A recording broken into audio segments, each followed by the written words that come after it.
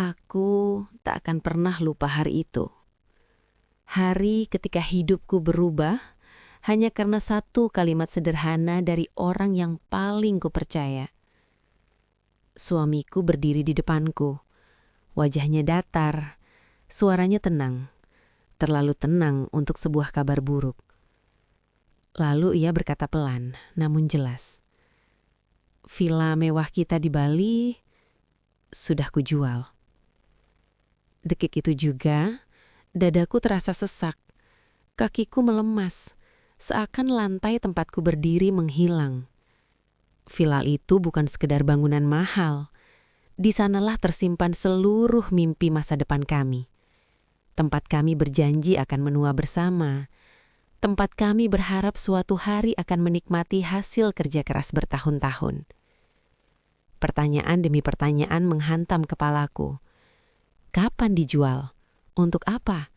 Kenapa tanpa sepengetahuanku? Apakah kami bangkrut? Ataukah ada sesuatu yang lebih mengerikan yang ia sembunyikan dariku? Aku ingin marah. Aku ingin berteriak. Tapi suaraku seolah terkunci di tenggorokan. Yang kulihat hanya seorang pria yang kucintai, yang dengan satu kalimat itu berhasil menghancurkan hatiku tanpa peringatan. Namun aku sama sekali tak menyangka bahwa keputusan yang tampak kejam itu ternyata menyimpan alasan yang akan membuatku menyesal seumur hidup. Karena apa yang terjadi setelah pengakuan itu bukan hanya mengubah hidup kami, tapi juga mengajarkanku arti cinta dan pengorbanan yang sebenarnya. Halo teman-teman, terima kasih sudah meluangkan waktu untuk menonton video ini. Di channel ini, kami menghadirkan kisah-kisah kehidupan nyata yang penuh emosi, pengorbanan, dan pelajaran berharga tentang cinta, keluarga, dan kehidupan. Sebelum kita masuk lebih dalam, yuk kita ramaikan dulu kolom komentarnya, serta jangan lupa untuk klik tombol like, subscribe, dan aktifkan loncengnya agar sahabat Fafa tidak ketinggalan cerita-cerita seru lainnya. Dukungan dari sahabat sangat membantu channel ini untuk terus berkembang dan menyajikan cerita-cerita menarik lainnya. Dan seperti biasa, Fafa mau absen nih. Coba tulis nama sahabat, asal kota, dan ketik kata hadir di kolom komentar bawah. Fafa pengen tahu, sahabat setia Fafa dari kota mana saja. Sudah siap, sahabat? Sekarang, tarik nafas sejenak, dan mari kita mulai kisahnya. Halo teman-teman, terima kasih sudah meluangkan waktu untuk menonton video ini. Di channel ini, kami menghadirkan kisah-kisah kehidupan nyata yang penuh emosi, pengorbanan, dan pelajaran berharga tentang cinta, keluarga, dan kehidupan. Sebelum kita masuk lebih dalam, yuk kita ramaikan dulu kolom komentarnya, serta jangan lupa untuk klik tombol like, subscribe, dan aktifkan loncengnya agar sahabat Fafa tidak ketinggalan cerita-cerita seru lainnya. Dukungan dari sahabat sangat membantu channel ini untuk terus berkembang dan menyajikan cerita-cerita menarik lainnya. Dan seperti biasa, Fafa mau absen nih. Coba tulis nama sahabat, asal kota, dan ketik kata hadir di kolom komentar bawah. Fafa pengen tahu, sahabat setia Fafa dari kota mana saja. Sudah siap, sahabat? Sekarang, tarik nafas sejenak, dan mari kita mulai kisahnya. Namaku Alia. Jika kalian melihat hidupku dari luar, mungkin kalian akan berkata, dia wanita yang beruntung. Aku menikah dengan pria yang mapan, bertanggung jawab, dan terlihat selalu tenang dalam menghadapi hidup. Suamiku, Raka, dikenal banyak orang sebagai sosok pekerja keras yang pantang menyerah. Ia bukan tipe pria yang banyak bicara, tapi setiap keputusannya selalu tampak matang dan penuh perhitungan. Kami tidak langsung hidup berkecukupan. Semua yang kami miliki sekarang adalah hasil dari tahun-tahun penuh perjuangan. Aku masih ingat masa-masa awal pernikahan kami. Tinggal di rumah kontrakan kecil, atap bocor jika hujan, dan dapur sempit yang bahkan membuat dua orang berdiri bersamaan terasa sulit. Saat itu, aku bekerja serabutan, sementara Raka merintis usahanya dari nol. Banyak malam kami habiskan dengan menghitung pengeluaran, menunda keinginan, dan saling menguatkan agar tetap bertahan. Namun kami selalu percaya satu hal, selama kami bersama, tidak ada yang mustahil. Sedikit demi sedikit, hidup kami membaik. Usaha Raka mulai dikenal, penghasilannya stabil, dan aku bisa berhenti dari pekerjaan yang menguras tenagaku. Kami pindah ke rumah yang lebih layak, lalu perlahan bisa menikmati hidup tanpa harus menghitung setiap rupiah dengan rasa cemas. Dan disitulah, mimpi itu mulai tumbuh. Mimpi tentang sebuah villa di Bali. Awalnya, hanya candaan kecil. Setiap kali melihat foto pantai Bali di media sosial, Raka akan tersenyum dan berkata, "Suatu hari nanti, kita punya rumah di sana." Aku hanya tertawa, menganggapnya mimpi terlalu tinggi. Tapi Raka tidak pernah bercanda soal mimpi. Bertahun-tahun kemudian, mimpi itu benar-benar menjadi nyata. Villa itu berdiri di kawasan yang tenang, tidak jauh dari pantai. Bangunannya modern namun hangat, dengan jendela besar yang menghadap langsung ke hamparan hijau dan langit biru. Setiap sudutnya dirancang dengan penuh cinta dan perhitungan. Tidak berlebihan, tapi terasa mewah dan menenangkan. Bagiku, villa itu bukan sekedar properti mahal. Di sanalah kami merencanakan masa depan kami. Kami membayangkan menghabiskan hari tua di sana.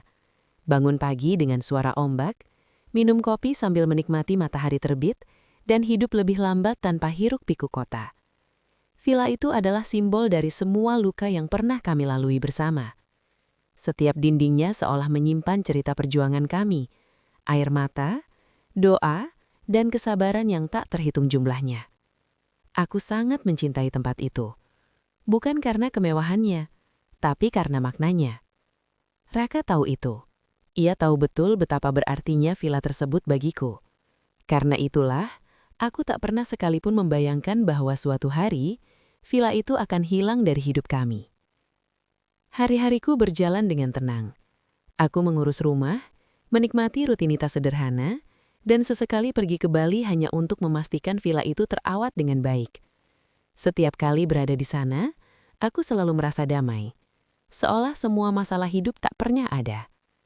Aku merasa hidupku sudah lengkap, terlalu lengkap bahkan. Dan seperti banyak kisah lainnya, aku baru menyadari bahwa ketenangan yang terlalu sempurna seringkali hanya jeda sebelum badai datang. Raka mulai berubah, meski saat itu aku tak benar-benar menyadarinya. Ia lebih sering pulang larut, tatapannya kadang kosong, dan senyumnya, yang biasanya menenangkan, perlahan terasa dipaksakan. Setiap kali kutanya, ia selalu menjawab singkat, "Tidak apa-apa, aku hanya lelah." Aku memilih percaya, karena selama ini, Raka selalu jujur padaku. Aku tak tahu bahwa di balik sikap tenangnya, ia sedang memikul beban yang jauh lebih berat dari yang bisa kubayangkan. Aku masih menjalani hari-hari dengan perasaan aman, masih bermimpi tentang masa depan, masih percaya bahwa hidup kami akan berjalan seperti rencana yang kami susun bertahun-tahun lalu. Sampai akhirnya, semua itu runtuh. Satu kalimat sederhana yang keluar dari mulut suamiku menghancurkan gambaran hidup yang selama ini kupegang erat. Dan saat aku menoleh ke belakang sekarang, aku baru menyadari, babat pertama kehidupanku yang sempurna itu sebenarnya hanyalah awal dari pelajaran paling menyakitkan dan paling berharga dalam hidupku. Hari itu sebenarnya dimulai seperti hari-hari biasa. Tak ada firasat buruk, tak ada pertanda aneh. Aku bangun pagi, menyiapkan sarapan sederhana, lalu menata rumah dengan perasaan tenang. Bahkan aku sempat tersenyum sendiri saat melihat kalender di dinding. Aku sudah merencanakan kunjungan ke Bali beberapa minggu ke depan. Aku ingin memastikan villa kami siap disewakan untuk musim liburan. Dalam pikiranku, semuanya berjalan sesuai rencana. Raka berangkat kerja tanpa banyak bicara. Seperti biasanya, ia hanya mencium keningku singkat dan berkata, "Nanti malam aku pulang agak larut." Aku mengangguk, tak curiga apapun. Sudah terlalu sering ia berkata begitu. Namun entah mengapa, Sejak siang hari, perasaanku mulai tak nyaman. Dadaku terasa berat, seolah ada sesuatu yang menekan tanpa alasan jelas. Aku mencoba mengusir perasaan itu dengan menyibukkan diri, tapi kegelisahan itu terus mengikutiku kemanapun aku melangkah. Malam pun tiba.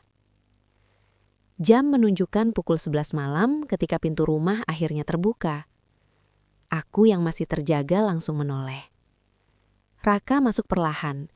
Jasnya masih menempel rapi di tubuhnya, namun wajahnya tampak lebih pucat dari biasanya. Aku berdiri dan menyambutnya. "Kamu kelihatan capek sekali." Ia hanya mengangguk. Tidak ada senyum, tidak ada candaan kecil seperti biasanya. Kami duduk berhadapan di ruang tamu. Lampu menyala redup, suasana terasa asing, sunyi, dan dingin.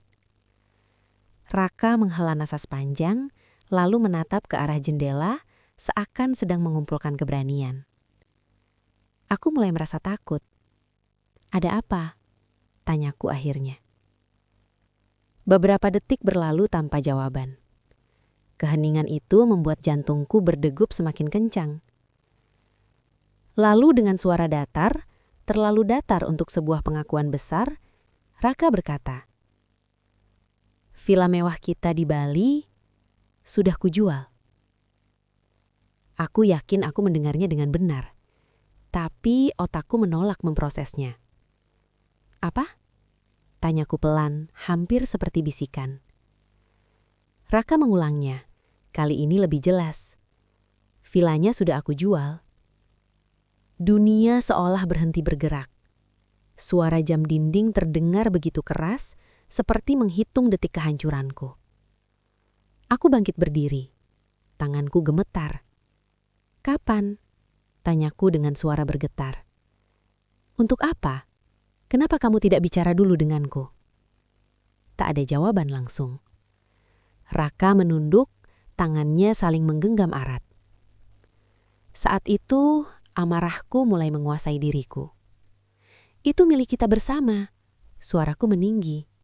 "Itu hasil kerja keras kita bertahun-tahun. Kamu tidak berhak memutuskan sendiri." Aku merasa dikhianati. Bukan karena uangnya, tapi karena kepercayaanku diambil tanpa izin. Pikiranku melayang ke segala kemungkinan terburuk. Apakah bisnisnya bermasalah?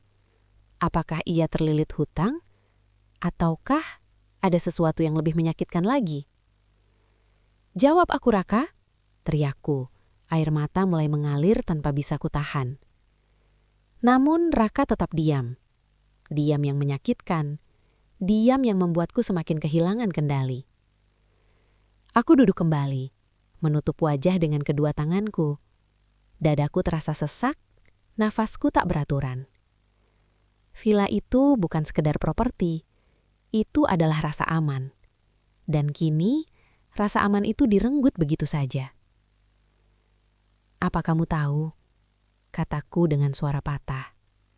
"Betapa berartinya villa itu bagiku." Ia mengangguk pelan. "Justru itulah yang membuatku semakin hancur." "Kalau kamu tahu, kenapa kamu lakukan ini?" tanyaku lirih. Raka akhirnya menatapku. Matanya merah, namun ia tetap tidak menjelaskan apapun. "Aku minta maaf," katanya singkat. Maaf, hanya itu. Bukan penjelasan, bukan alasan, hanya satu kata yang terasa sangat kecil dibandingkan luka yang kuterima. Aku tertawa pahit, kataku. Jadi begini rasanya. Hidup bertahun-tahun dengan seseorang, tapi ternyata aku tidak tahu apa-apa tentang apa yang ia sembunyikan. Raka bangkit, mencoba mendekat, tapi aku mundur. Jarak di antara kami terasa lebih jauh dari sebelumnya. Malam itu kami tidur di ranjang yang sama, namun terasa seperti dua orang asing. Aku membelakangi Raka, menatap kosong ke dinding, sementara pikiranku dipenuhi ketakutan. Aku takut kehilangan segalanya. Aku takut hidup yang selama ini kubangun hanyalah ilusi. Dan yang paling menakutkan, Aku takut kehilangan Raka bahkan saat ia masih ada di sampingku. Air mataku jatuh tanpa suara. Aku tak ingin ia mendengarnya. Dalam diam, aku mulai menyadari satu hal. Ucapan Raka malam itu bukan hanya tentang penjualan villa. Itu adalah awal dari sesuatu yang jauh lebih besar. Sesuatu yang perlahan akan menguji cinta, kepercayaan, dan batas kekuatanku sebagai seorang istri. Dan aku sama sekali belum siap untuk menghadapi apa yang akan terungkap setelahnya. Pagi itu aku bangun dengan mata sembab dan kepala berat. Semalaman aku hampir tidak tidur. Setiap kali memejamkan mata, kalimat itu kembali terngiang di kepalaku. Villa mewah kita di Bali sudah kujual. Aku menoleh ke samping. Raka sudah tidak ada di ranjang.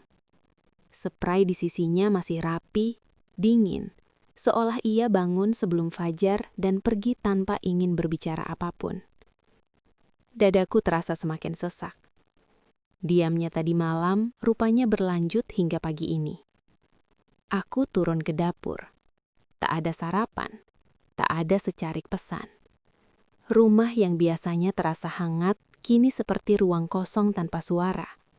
Bahkan jam dinding pun terdengar menyebalkan, berdetak terlalu keras, seolah mengejek kegelisahanku.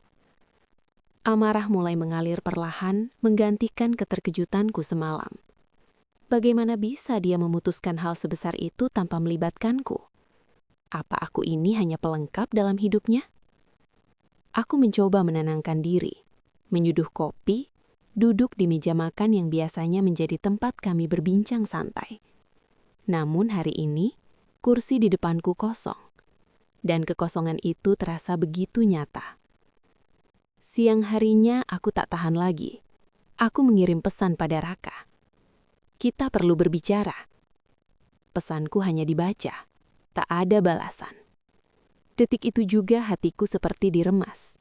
Kekecewaan yang selama ini kupendam mulai berubah menjadi kemarahan yang sulit dikendalikan. Sore harinya aku memberanikan diri menelponnya. Nada sambung terdengar lama, sebelum akhirnya terputus. Ia menolak panggilanku. Pikiranku langsung dipenuhi berbagai kemungkinan buruk. Apakah benar dia menjual villa itu karena masalah keuangan? Atau apakah ia menyembunyikan sesuatu yang jauh lebih besar? Bayangan paling menakutkan mulai muncul tanpa bisa kuhentikan. Bayangan seorang wanita lain, seseorang yang mungkin lebih ia percayai daripada aku. Aku membenci diriku sendiri karena berpikir sejauh itu. Namun diamnya Raka seolah mendorongku untuk mencurigai segalanya. Malamnya, Raka akhirnya pulang. Wajahnya tetap sama, tenang tapi dingin. Aku tak lagi menahan diri. Kamu sengaja menghindari dariku ya? Tanyaku tajam. Kamu pikir dengan diam semuanya akan selesai? Raka meletakkan tasnya perlahan. Aku hanya tidak ingin bertengkar. Jawabnya singkat. Jawaban itu justru menyulit api di dadaku. Tidak ingin bertengkar, aku tertawa getir. Kamu menjual sesuatu yang paling penting dalam hidup kita, lalu kamu bilang tidak ingin bertengkar. Aku berdiri di depannya, menatap matanya. Jawab aku jujur, kataku dengan suara bergetar karena emosi. Ada apa sebenarnya? Masalah apa yang kamu sembunyikan dariku? Raka menghela nafas panjang. Matanya menghindar. Diam. Lagi-lagi diam.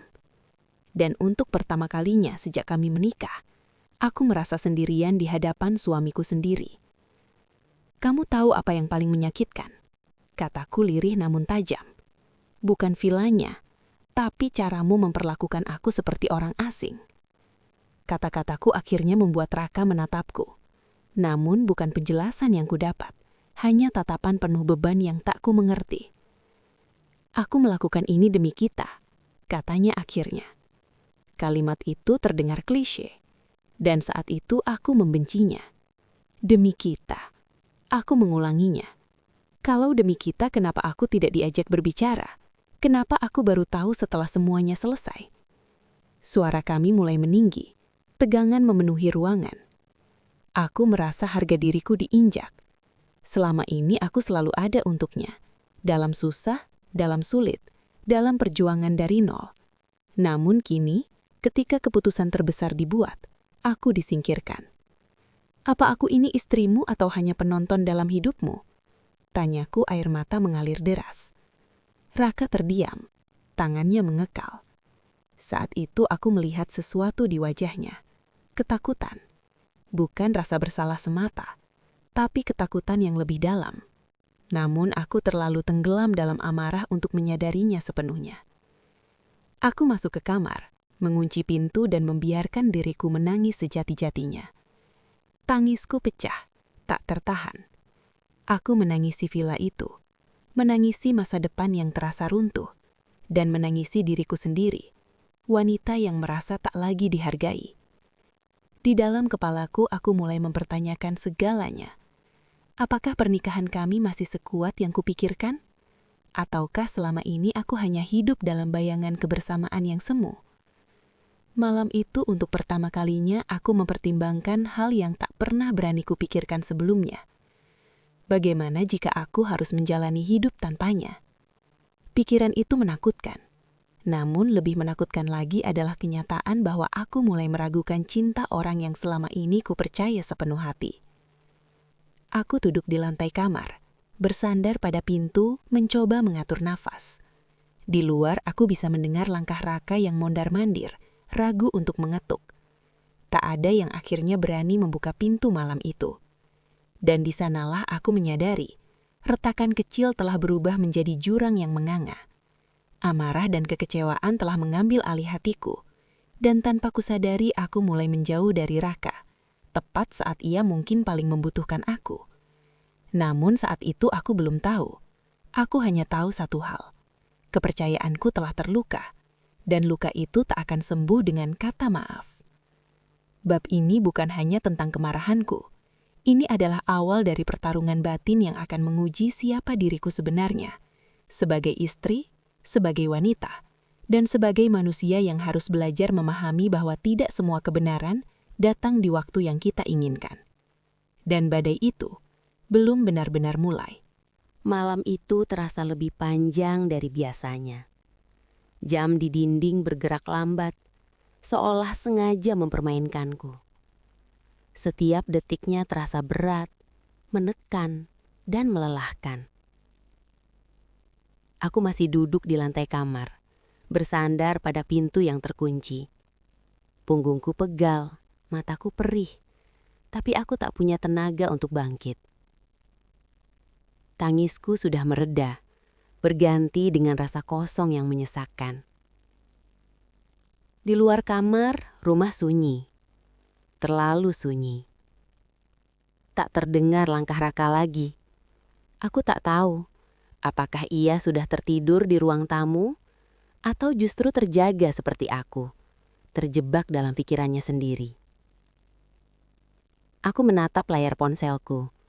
Tak ada pesan, tak ada panggilan. Dulu, di saat-saat seperti ini, Raka selalu menjadi orang pertama yang menenangkanku. Tapi malam ini, justru dia yang menjadi sumber kegelisahanku. Aku memeluk lututku sendiri, mencoba mencari rasa aman yang tak lagi ada. Pikiranku berlari kemana-mana, tanpa kendali. Bagaimana jika benar bisnisnya hancur? Bagaimana jika ia terlilit utang besar? Bagaimana jika penjualan villa itu hanya permulaan dari kehilangan yang lebih besar? Dan pikiran yang paling ingin kuhindari, namun terus muncul tanpa diundang. Bagaimana jika ada wanita lain? Aku menggeleng keras, mencoba menepisnya. Raka bukan pria seperti itu. Aku mengenalnya selama bertahun-tahun. Kami tumbuh bersama dari nol. Tapi bukankah semua wanita yang dikhianati juga pernah berkata hal yang sama? Dadaku kembali terasa sesak. Napasku pendek-pendek. Aku berdiri, membuka jendela kamar, menghirup udara malam dalam-dalam, berharap kepalaku sedikit lebih jernih. Langit gelap tanpa bintang, seperti hatiku malam itu. Aku berjalan mondar-mandir di kamar, mencoba menenangkan diri. Namun setiap sudut rumah ini menyimpan kenangan tentang kami. Tentang kebersamaan, tawa kecil, dan rencana masa depan yang kini terasa rapuh. Mataku jatuh pada koper kecil di sudut lemari. Koper yang biasa kupakai setiap kali ke Bali. Tanganku gemetar saat menyentuhnya. Untuk pertama kalinya, aku bertanya dalam hati, apakah aku masih akan kembali ke sana? Villa itu, apakah benar-benar sudah bukan milik kami lagi? Aku membuka galeri ponsel. Foto-foto villa itu tersusun rapi. Teras dengan kursi kayu, kamar tidur dengan jendela besar, pemandangan senja yang selalu membuatku jatuh cinta. Air mataku kembali mengalir. Aku tak pernah menyangka akan berduka karena kehilangan sebuah tempat. Namun yang sebenarnya kuratapi bukanlah bangunan itu, melainkan rasa aman yang ia wakili. Aku duduk di ranjang menatap kosong ke depan. Pikiranku berputar pada satu pertanyaan yang terus menghantuiku. Siapa sebenarnya Raka saat ini? Pria yang selama ini kupikir ku kenal luar dalam, tiba-tiba terasa asing. Seolah ada dinding tak terlihat di antara kami. Tinggi dan dingin. Aku teringat kembali awal pernikahan kami. Saat kami berjanji untuk selalu jujur, apapun yang terjadi. Saat Raka menggenggam tanganku dan berkata, "Kalau suatu hari aku membuat keputusan besar, aku ingin kamu selalu tahu alasannya." Janji itu teringang jelas di kepalaku. Dan malam itu, janji itu terasa dilanggar. Aku memeriksa ponsel lagi. Masih sunyi. Jam menunjukkan pukul 2 dini hari. Aku tahu aku harus tidur. Tapi setiap kali memejamkan mata, pikiranku justru semakin liar. Aku membayangkan kemungkinan terburuk. Kehilangan rumah, kehilangan tabungan, kehilangan pernikahan. Aku takut. Takut jika semua yang kami bangun selama ini akan runtuh satu persatu. Tanpa sadar, aku bangkit dan membuka pintu kamar perlahan. Kunci berderit pelan. Aku mengintip keluar. Lampu ruang tamu menyala. Raka duduk di sofa membungkuk. Kedua tangannya menutup wajah. Pemandangan itu membuat langkahku terhenti. Ia terlihat hancur. Untuk sesaat, amarahku mereda, digantikan kebingungan. Pria yang tadi siang kuanggap dingin dan tak peduli, kini terlihat seperti seseorang yang sedang menahan beban terlalu berat. Aku ingin bertanya, aku ingin mendekat, tapi kakiku seolah tertanam di lantai. Ada rasa takut yang aneh, takut mendengar kebenaran. Aku kembali ke kamar, menutup pintu pelan. Hatiku bertarung antara keinginan untuk tahu dan ketakutan untuk terluka lebih dalam. Malam semakin larut. Akhirnya aku merebahkan diri di ranjang, menatap langit-langit kamar. Dalam gelap, aku berbicara pada diriku sendiri.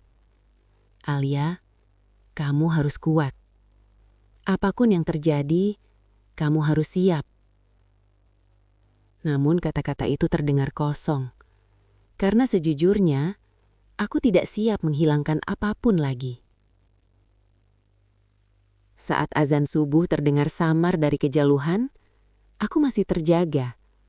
Mataku panas, kepalaku berat, tubuhku lelah. Tapi pikiranku tak mau berhenti. Malam tanpa tidur itu mengajarkanku satu hal yang pahit. Ketika percayaan mulai retak, malam menjadi tempat paling berisik. Dipenuhi suara ketakutan, prasangka, dan luka yang tak terlihat. Aku tak tahu apa yang akan terjadi esok hari. Aku tak tahu kebenaran apa yang menantiku. Yang aku tahu hanyalah satu hal. Malam itu telah mengubah cara aku memandang hidupku sendiri. Dan di balik semua kecurigaan dan ketakutanku, tanpa kusadari, aku sedang berdiri di ambang sebuah kebenaran yang akan mengguncangkan seluruh duniaku. Pagi itu datang tanpa rasa segar. Aku bangun dengan tubuh lelah dan kepala berat. Seolah semalaman aku berperang dengan pikiranku sendiri. Matahari menembus celah tirai, tapi cahayanya tak membawa kehangatan apapun ke dalam hatiku. Aku keluar kamar dengan langkah pelan. Raka sudah berdiri di dapur. Ia terlihat berbeda, lebih pucat, lebih kurus, dan entah kenapa lebih rapuh. Untuk beberapa detik, kami hanya saling diam. Tidak ada selamat pagi, tidak ada senyum kecil seperti biasanya. Hanya dua orang yang sama-sama kelelahan oleh malam panjang yang belum benar-benar berakhir. "Alia," katanya akhirnya, suaranya serak. "Kita harus pergi hari ini." Aku mengernyit. "Pergi kemana?"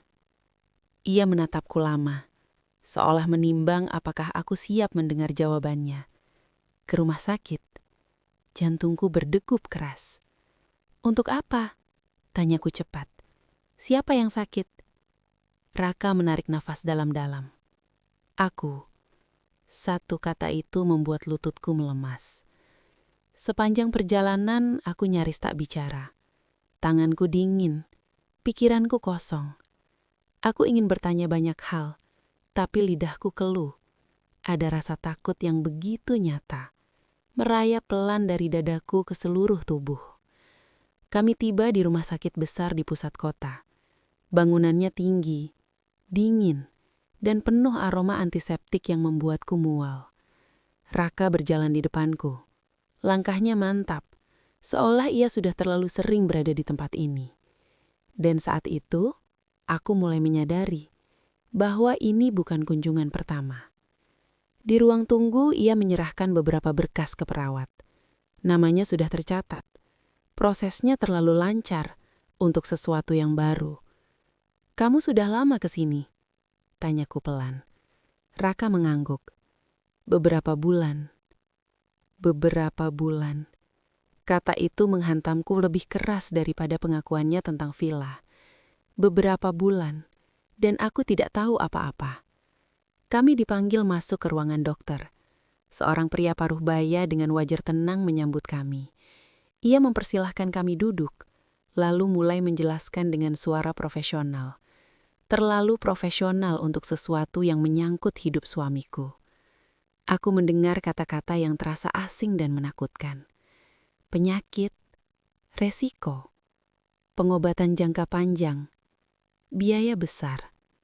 Kepalaku berdengung. Aku menoleh ke Raka, berharap ia menyangkal semua itu. Tapi ia hanya duduk diam, menatap lantai. Saat dokter keluar, akhirnya aku tak bisa menahan diri lagi.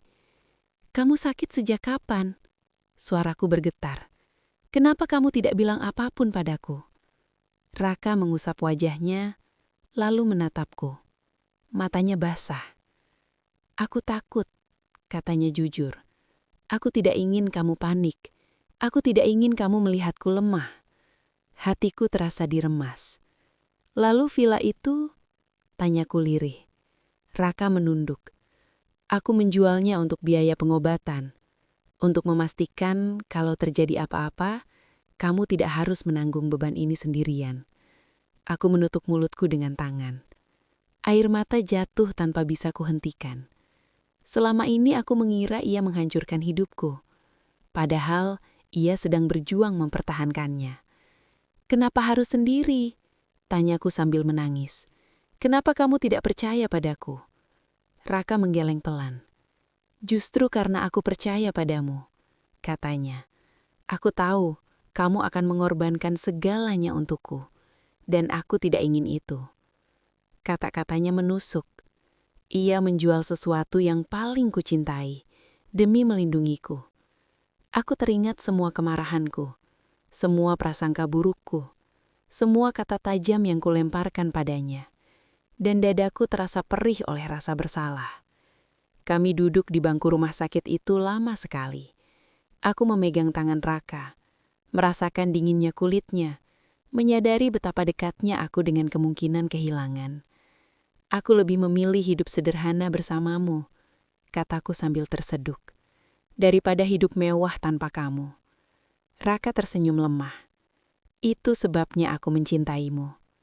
Hari itu, dunia terasa runtuh dan tersusun kembali dalam waktu yang sama. Aku kehilangan Vila, kehilangan rasa aman palsu yang selama ini kupegang, tapi aku mendapatkan kebenaran. Dan kebenaran itu menyakitkan, namun juga jujur. Dalam perjalanan pulang, kami tidak banyak bicara, tapi keheningan kali ini berbeda. Tidak dingin, tidak menjauh. Keheningan yang dipenuhi pemahaman.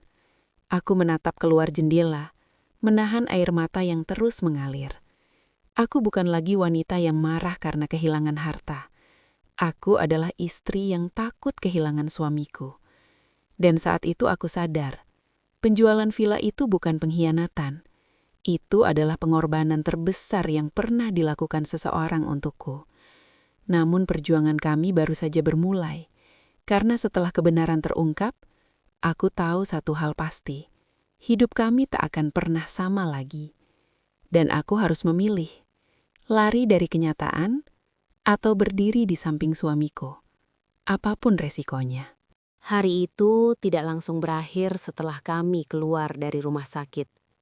Secara fisik, kami memang melangkah keluar dari gedung tinggi berwarna putih itu.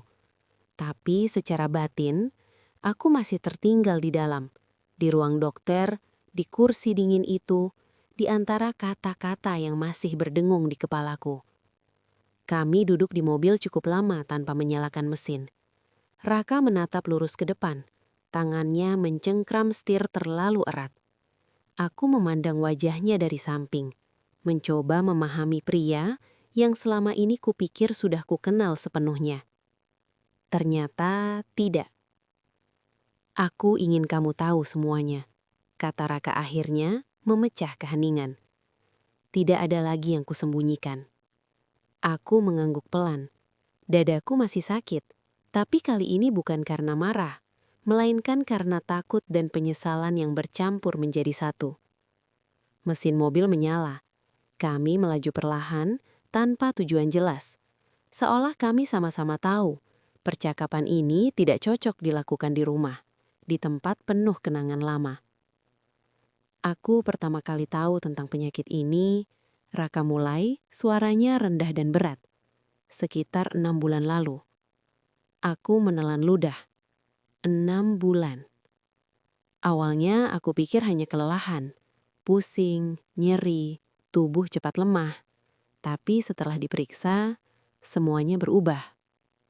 Tangannya sedikit bergetar saat ia melanjutkan. Aku duduk sendirian di ruang dokter itu, mendengar kemungkinan terburuk. Dan yang pertama terlintas di pikiranku bukanlah kematian, tapi kamu. Aku memejamkan mata. Air mata mengalir lagi. Aku membayangkan kamu panik, menangis, kehilangan pegangan. Aku membayangkan kamu harus kuat sendirian kalau aku jatuh, dan aku tidak sanggup melihat itu. Aku ingin memotong ucapannya, tapi Raka mengangkat tangan, meminta waktu. Sejak hari itu, aku mulai memikirkan segalanya, katanya. Bagaimana jika pengobatan gagal? Bagaimana jika aku tidak bisa bekerja? Bagaimana jika aku meninggalkan kamu tanpa perlindungan apapun? Mobil berhenti di pinggir jalan yang sepi. Raka mematikan mesin. Ia menoleh ke arahku, matanya merah namun tegas. Villa itu bukan sekedar aset bagiku, katanya. Itu jaring pengaman. Hatiku bergetar mendengarnya. Aku tahu betapa kamu mencintainya. Aku tahu itu mimpi kita. Tapi justru karena itu, aku harus memilih. Ia menghela napas panjang. Jika aku harus memilih antara mimpi dan hidup, aku memilih hidup. Dan jika aku harus memilih antara hartaku dan ketenanganmu di masa depan, aku memilih menjual semuanya. Aku menutup wajahku. Tangisku pecah lebih keras dari sebelumnya. Semua amarah yang selama ini kupelihara runtuh seketika. Yang tersisa hanyalah rasa bersalah yang begitu dalam. Aku jahat padamu, kataku terisak. Aku menuduhmu macam-macam. Aku bahkan sempat berpikir kamu mengkhianatiku. Raka menyenum lemah. Aku tahu, katanya pelan. Aku siap disalahkan. Asal kamu tidak ikut terluka oleh ketakutanku. Kata-kata itu menghantamku lebih keras daripada teriakan manapun.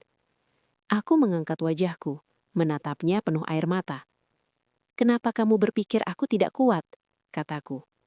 Kenapa kamu lupa bahwa aku istrimu? Untuk pertama kalinya hari itu, Raka benar-benar menangis. Air mata jatuh dari matanya tanpa usaha untuk disembunyikan. Aku justru takut karena kamu kuat, katanya terbata. Aku takut kamu mengorbankan dirimu terlalu jauh untukku. Aku takut melihatmu hancur pelan-pelan hanya karena ingin mempertahankanku. Dadaku terasa seperti diremas oleh tangan tak terlihat. Aku tidak ingin menjadi alasan penderitaanmu, lanjutnya. Aku ingin jika suatu hari aku pergi, kamu masih bisa berdiri. Kalimat itu membuatku gemetar. Jangan bicara tentang pergi, kataku cepat. Kamu belum pergi, dan kamu tidak akan sendirian. Aku menggenggam tangannya erat, seolah takut ia akan menghilang jika kulepaskan. Apapun yang terjadi, kataku dengan suara bergetar namun tegas, kita hadapi bersama, bukan kamu sendiri, bukan aku sendiri. Raka menatapku lama, seolah ingin mempercayaiku. Lalu perlahan, ia mengangguk. Saat itu aku menyadari satu hal yang menyakitkan sekaligus indah. Selama ini, kami sama-sama mencoba melindungi satu sama lain, dengan cara yang justru saling melukai. Kami kembali pulang menjelang sore. Rumah yang kemarin terasa dingin kini terasa berbeda. Masih sama, tapi aku melihatnya dengan mata baru. Aku melihat sofa di mana Raka duduk semalaman menahan beban sendirian. Aku melihat dapur di mana ia menyeduh kopi sambil menyembunyikan rasa sakitnya. Dan aku melihat kamar kita, tempat aku menangis tanpa tahu bahwa ia juga menangis di luar sana. Malam itu, kami duduk bersampingan di ranjang. Tidak ada jarak, tidak ada dinding. Aku minta maaf, kata Raka, karena tidak mempercayakan ketakutanku padamu. Aku menggeleng. Aku juga minta maaf, kataku, karena lebih mencintai rasa aman daripada kejujuran. Kami terdiam, tapi kali ini, diam itu tidak menyakitkan. Diam itu penuh penerimaan. Aku menyadari bahwa cinta tidak selalu tentang kebersamaan yang manis. Kadang cinta adalah keputusan sulit. Kadang cinta adalah kehilangan. Dan kadang cinta adalah melepaskan sesuatu yang kita sayangi demi mempertahankan yang lebih berharga. Villa itu memang sudah pergi. Namun malam itu, aku mendapatkan kembali sesuatu yang hampir hilang. Kejujuran, kepercayaan, dan cinta yang lebih dewasa. Aku menyandarkan kepala di bahu Raka. Untuk pertama kalinya sejak pengakuannya, aku merasa tenang. Perjalanan kami belum selesai. Pengobatan masih panjang. Ketakutan masih ada. Namun satu hal telah berubah selamanya. Aku tidak lagi berdiri di seberang Raka. Aku berdiri di sisinya. Dan dari sanalah, perjuangan kami yang sebenarnya baru saja dimulai. Hari-hari setelah pengakuan Raka terasa berbeda. Meski tidak mudah, mereka yang mengira hidup kami kembali normal akan salah besar. Kenyataannya, perjuangan baru saja dimulai. Setiap pagi aku terbangun dengan nafas berat, tapi kini ada tujuan yang jelas, menemani Raka menjalani pengobatan. Aku menyadari bahwa ini bukan sekadar uji fisik bagi Raka, tapi juga uji mental bagi kami berdua. Mengajarkan kami arti kesabaran, ketekunan, dan cinta yang lebih dari sekadar kata-kata manis. Pagi itu, aku membangunkan Raka yang terlihat lelah. Matanya sembab, tubuhnya melemah, tapi ia tersenyum tipis saat melihatku. Senyum itu menyayat hatiku sekaligus memberi semangat. Kamu tidak harus kuat sendirian, aku berkata sambil menepuk tangannya lembut. Raka menatapku, matanya berkaca-kaca. Denganmu di sini, Aku sudah kuat, jawabnya pelan.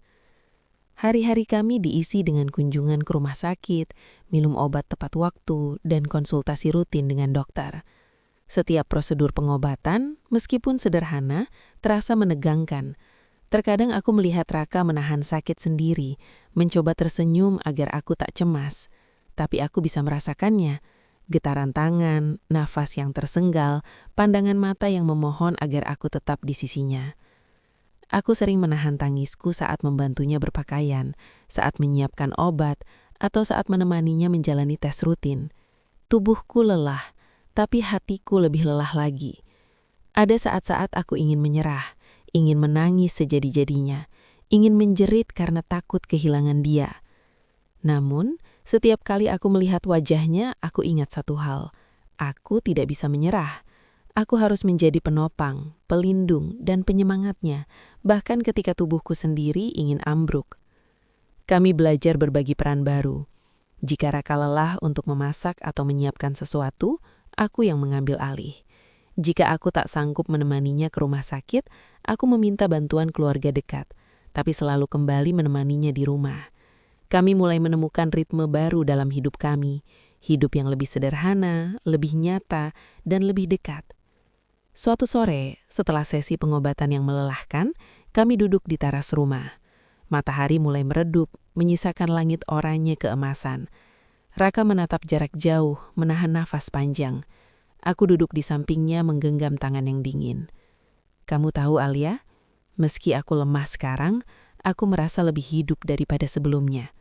Aku menatapnya heran. Bagaimana bisa? Tanyaku. Raka menjawab. Senyum. Karena aku tahu aku tidak sendirian. Aku tahu aku memiliki seseorang yang benar-benar peduli, yang tetap berada di sini meski aku sedang rapuh. Itu membuatku merasa lebih kuat daripada villa, pekerjaan, atau uang apapun. Aku menunduk. Hatiku terasa hangat, campur aduk antara sedih dan lega. Kami berdua sadar, selama ini kami terlalu fokus pada hal-hal material, sampai lupa bahwa cinta, perhatian, dan kehadiran satu sama lain jauh lebih berharga. Hari-hari berikutnya penuh perjuangan.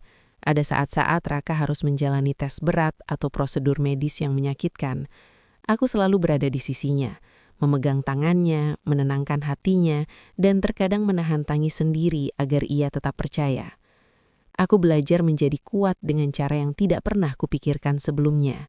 Menjadi istri bukan hanya soal cinta dan kemesraan, tetapi juga soal pengorbanan yang tak terlihat. Mengurus obat, menyiapkan makanan bergizi, mendampinginya setiap langkah, bahkan sekadar menatapnya agar ia tahu aku tetap ada. Semua itu menjadi bentuk cinta yang baru bagiku. Ada momen yang paling kuingat. Suatu malam, Raka terbangun karena sakit. Ia menahan nafas, wajahnya pucat. Aku langsung membangunkannya, menyiapkan obat dan duduk di sampingnya, menenangkan setiap nafasnya. Maaf Alia, aku membuatmu repot, katanya lirih. Aku menggenggam tangannya lebih erat. Jangan pernah bilang begitu, jawabku, suaraku bergetar. Kamu sakit bukan karena salahmu, ini bagian dari hidup, dan aku ingin ada di sini untukmu. Hari itu kami saling memandang, dan aku menyadari satu hal yang sederhana tapi begitu kuat. Perjuangan kami bukan hanya tentang menyembuhkan penyakit, tetapi juga memperkuat cinta yang nyaris hancur oleh ketakutan, kesalahpahaman, dan kehilangan materi. Hari-hari terus berjalan. Aku mulai mencatat perubahan kecil pada Raka. Senyum tipisnya yang kembali muncul, berat badannya yang perlahan naik, langkahnya yang semakin mantap. Setiap kemajuan kecil adalah kemenangan besar bagi kami, dan setiap malam aku berdoa agar ia terus kuat, agar kami bisa melewati ini bersama. Kami juga belajar menikmati hal-hal sederhana, menyeduh kopi bersama di pagi hari, menonton sinetron favorit sambil tertawa, berjalan kaki di taman meski kaki Raka masih terasa lemah. Kami menemukan kebahagiaan dalam kesederhanaan, sesuatu yang dulu tak kami hargai ketika hidup mewah dan mudah. Aku mulai menyadari bahwa villa di Bali yang dulu aku anggap begitu penting bukanlah segalanya. Yang benar-benar penting adalah kehadiran Raka di sisiku dan bagaimana kami saling menopang dalam situasi terberat sekalipun. Suatu sore, ketika matahari mulai tenggelam, Raka menatapku dan berkata, "Alia, Aku tahu aku sudah membuatmu marah dan kecewa dulu, tapi terima kasih karena tetap di sini, tetap percaya padaku. Aku menahan air mataku, menggenggam tangannya dan berkata, tidak ada yang perlu disalahkan lagi, kita akan hadapi semua ini bersama. Dan malam itu kami duduk berdua di teras rumah, menatap langit yang mulai degelap, merasakan angin sepoi-sepoi. Hati kami tidak lagi berat, luka masih ada, tapi cinta kami tumbuh lebih kuat daripada sebelumnya. Kami tahu perjalanan kami masih panjang, masih ada sesi pengobatan yang harus dijalani, masih ada ketakutan yang harus dihadapi, masih ada malam-malam panjang yang akan menguji kesabaran dan kekuatan kami. Namun satu hal jelas bagi kami berdua, selama kami bersama, kami bisa menghadapi apapun.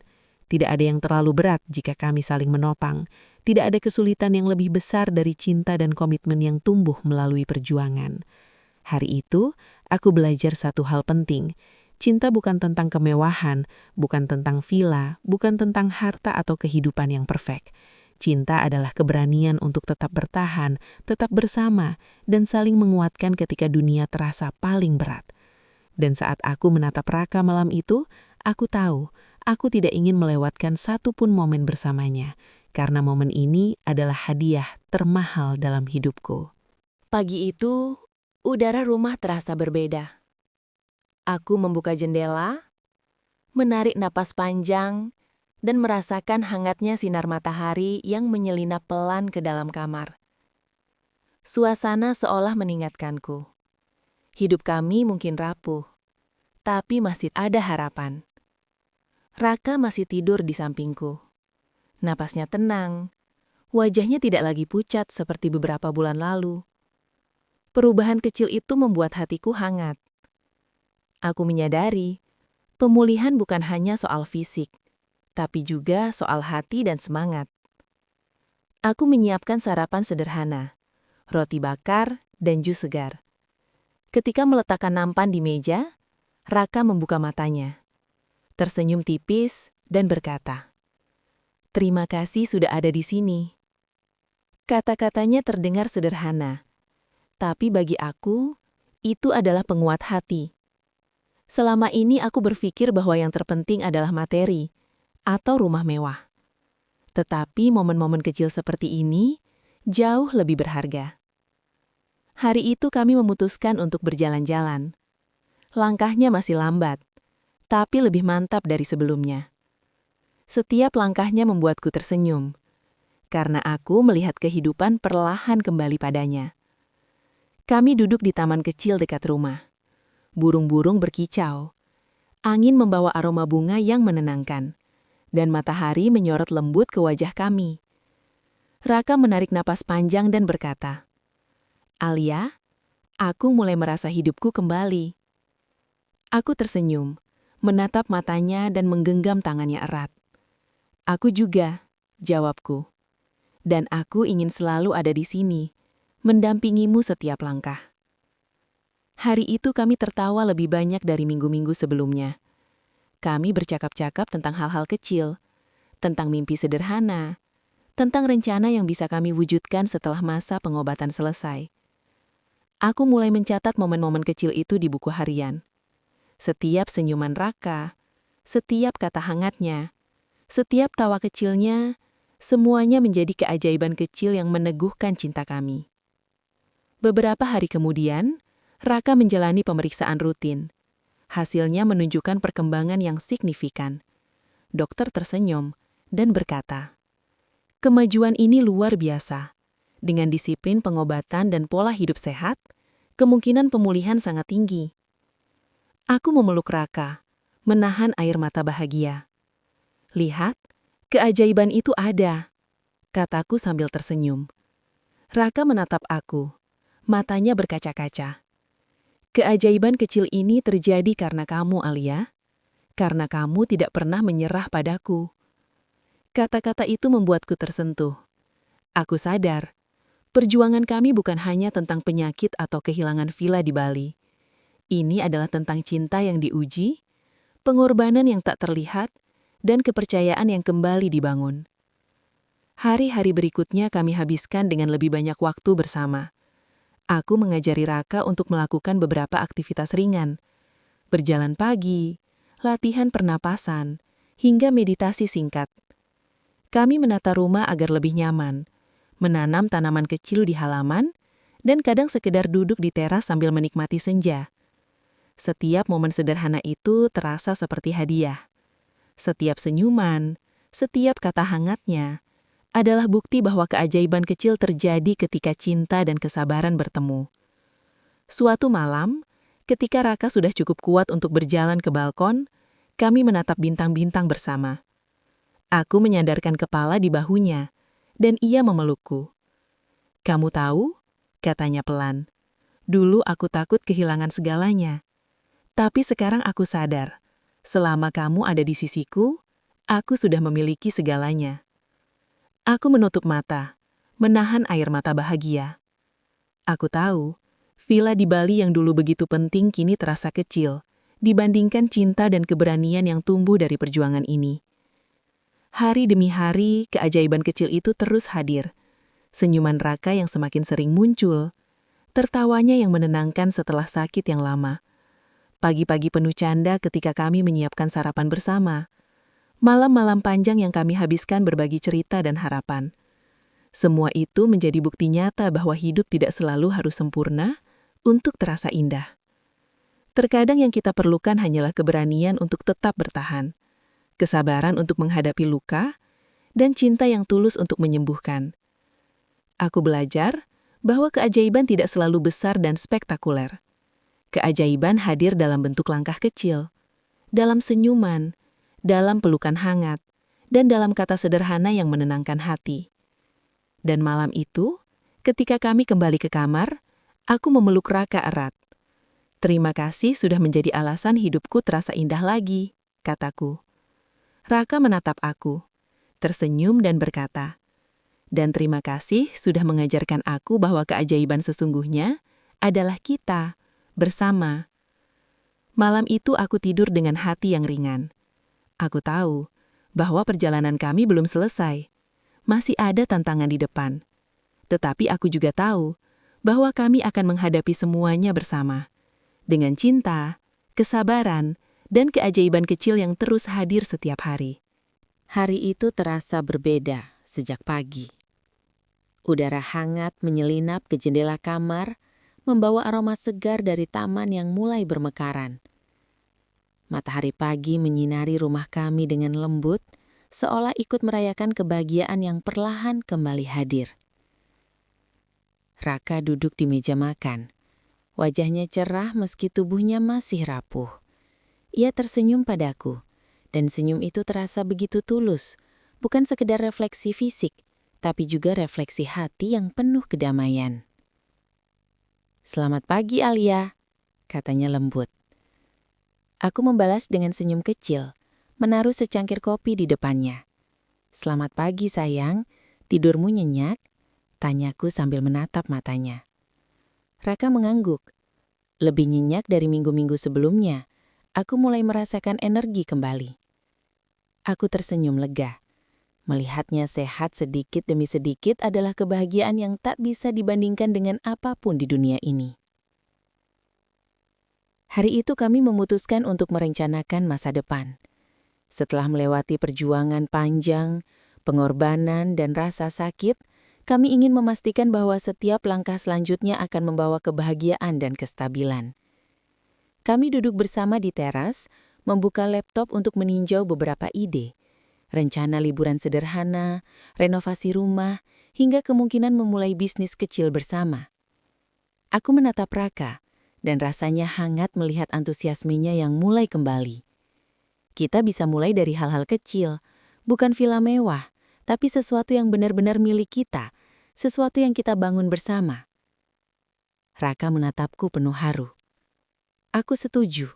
Aku ingin memulai hidup baru, tanpa ketakutan, tanpa rahasia. Hanya kita, Alia. Aku tersenyum, menahan air mata bahagia. Ini adalah momen yang kutunggu. Momen di mana cinta kami bukan lagi tentang ujian atau kehilangan, tapi tentang masa depan yang kami bangun bersama. Kami mulai menulis rencana secara rinci. menetapkan tabungan khusus untuk kesehatan dan pengobatan rutin, menata rumah agar lebih nyaman dan fungsional, sekaligus menjadi tempat yang hangat untuk keluarga dan teman. Mengatur waktu untuk liburan sederhana, walau bukan villa mewah, tapi cukup untuk kami berdua menikmati ketenangan dan kebersamaan. Membicarakan kemungkinan menambah anggota keluarga, karena sekarang kami merasa lebih siap secara fisik, mental, dan emosional. Setiap rencana itu terasa seperti harapan yang nyata, bukan sekedar mimpi yang jauh. Dan setiap keputusan, sekecil apapun kami buat bersama, saling menghargai, saling mendukung. Hari itu juga, Raka mengajakku ke taman kecil dekat rumah. Kami duduk di bangku kayu di bawah pohon rindang. "Lihat bunga-bunga itu, Alia," katanya sambil tersenyum. "Mereka mekar, walaupun dulu hanya benih, sama seperti kita. Kita mulai dari hal kecil, tapi sekarang mekar bersama." Aku menatap bunga-bunga yang sedang mekar, kemudian menatap Raka. Aku mengangguk, menahan air mata. Kita memang mekar bersama, sayang, dan aku ingin terus mekar bersamamu apapun yang terjadi. Hari-hari berikutnya kami menikmati setiap momen kecil. Pagi-pagi penuh tawa saat menyiapkan sarapan bersama, sore-sore hangat saat berjalan di taman sambil berbicara tentang impian masa depan. Malam-malam penuh pelukan hangat, di mana tidak ada kata-kata yang diperlukan, hanya kehadiran dan cinta yang saling menguatkan. Kami juga mulai berbagi tugas rumah dengan lebih ringan. Raka yang dulunya selalu mengerjakan segalanya sendiri, kini belajar menerima bantuan, sambil tetap belajar mengatur waktunya agar kesehatan tetap terjaga. Aku pun belajar bersabar ketika ada hal-hal kecil yang tidak sempurna. Kami saling belajar dan saling menyesuaikan, menciptakan ritme baru yang sehat dan harmonis. Suatu malam aku duduk di balkon rumah, melihat Raka yang sedang menanam beberapa bunga baru di halaman. Ia tersenyum padaku, menyeka keringat di dahinya, dan berkata, "Terima kasih sudah tetap di sini, Alia. Tanpa kamu aku tidak akan bisa sekuat ini." Aku mendekat, menggenggam tangannya dan berkata, "Dan aku juga berterima kasih padamu karena kau mengajarkanku arti cinta yang sesungguhnya, bahwa cinta bukan hanya tentang kebahagiaan, tapi juga perjuangan bersama." Raka tersenyum, matanya berkaca-kaca.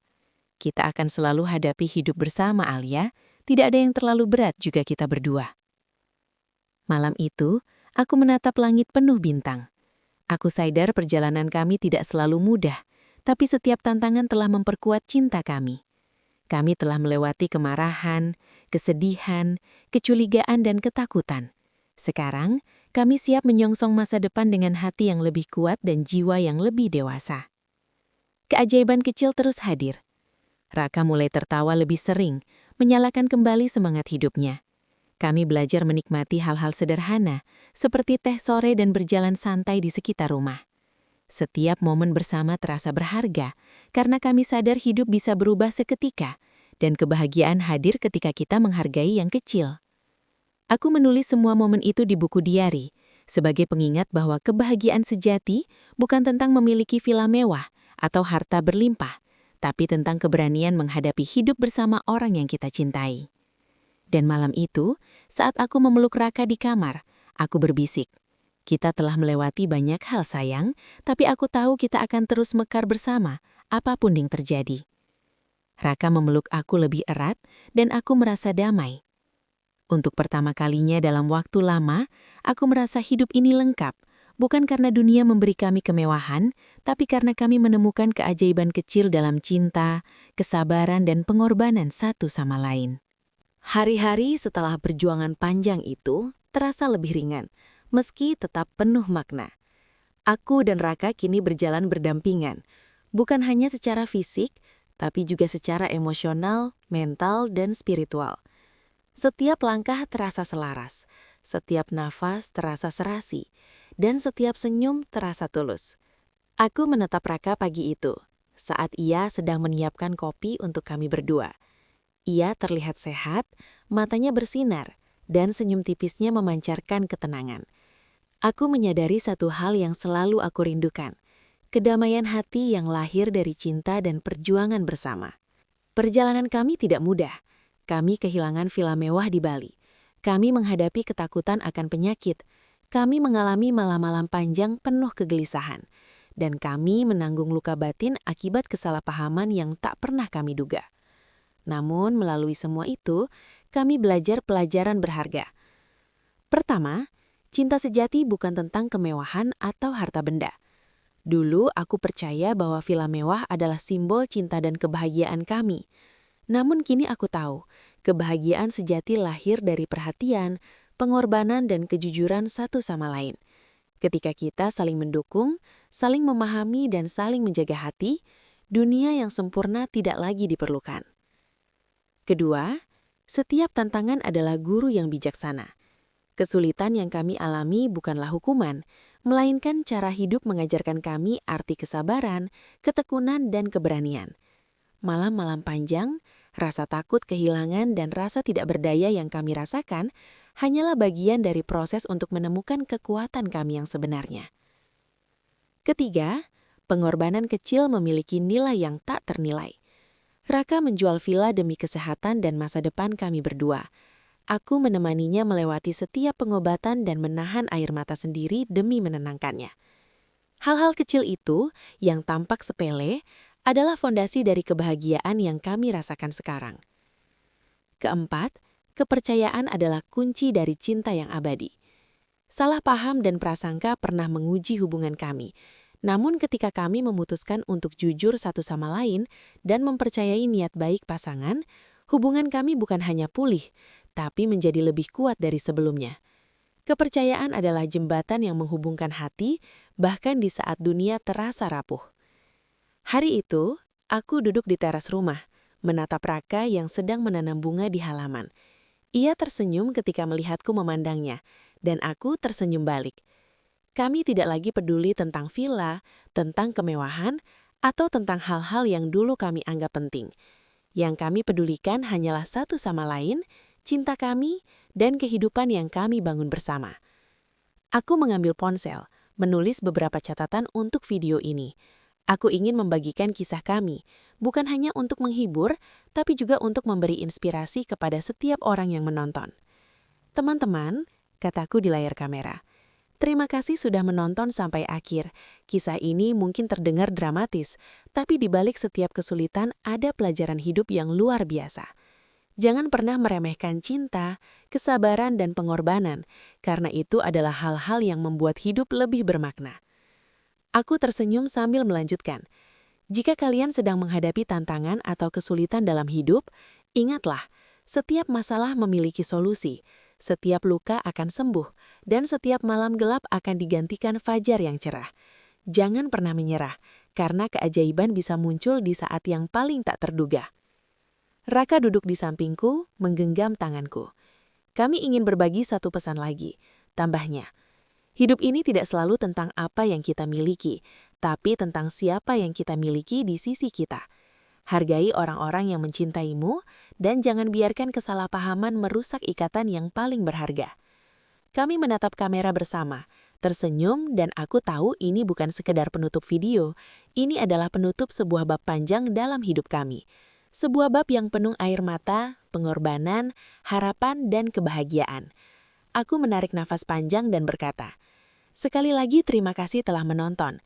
Semoga kisah kami memberi inspirasi dan kekuatan bagi kalian semua.